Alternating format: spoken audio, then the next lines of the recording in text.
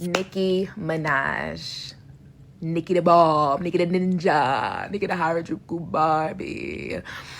I want to start off with a disclaimer and an empathetic touch, because from black woman to black woman, I think that there's always room for that. I think everyone can agree that Nicki Minaj will go down in history as one of the greatest rappers of our time. What she has done for specifically women in rap is going to be studied, has already been studied.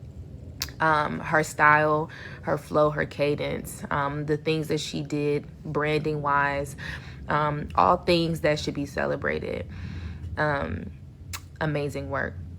And I think that the experience that she had in the industry as a black woman, it's obvious that there is some trauma there, and I think it led her to making maybe not the best decisions as it relates to relationship building, which created a kind of distance between her and her peers. And we watched Lifetime how that kind of broke down the fabrics of the relationships between women in rap. And I have a lot of empathy, understanding that this industry is very, very grimy and dirty, and there's really no telling the type of experience that she had. And I think there's always a place to of understanding for that. Now that I got my pleasantries out the way, I want to be very clear. I will never support a coon. Yes. When you go against your own identity, whether that be being a woman, being a part of the LGBT community, being black, whatever, when you decide to actively go against your marginalized identity for personal gain, i.e. being a coon, you will lose every ounce of respect I have for you. There are a myriad of guesses of why Nicki Minaj is doing the things that she's doing. A few of her stands are predicting that this is a grand scheme that Todd set up to pardon her husband. And to that I say, well, that's stupid. Your husband's not even in jail. You know what I'm saying? He served his time for that rape. So what do we do now? And at what cost? And I think it's important for y'all to understand that it's not just for personal gain, right? Yes, that's a part of it. She's absolutely getting something out of this agreement, because we've never really watched her engaged in politics before in this way. So yes, there is something that our ex-sister is getting out of this exchange, right? I need some of y'all to understand and grasp the idea that these also align with her politics. Right? We talk about how often we don't know celebrities. We don't know these people in real life, granted. But dare I say, I do have expectations of black folks, regardless, if I know that we're not.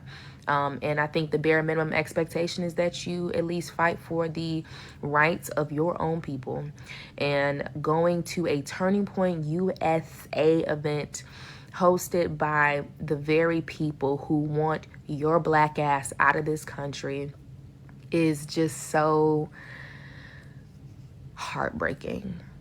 And I know a lot of people are getting their jokes off, as am I. I will never shy away from a good joke.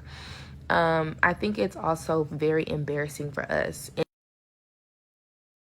Embarrassing, and it's hurtful to us to watch people that we admire turn their back on us for what?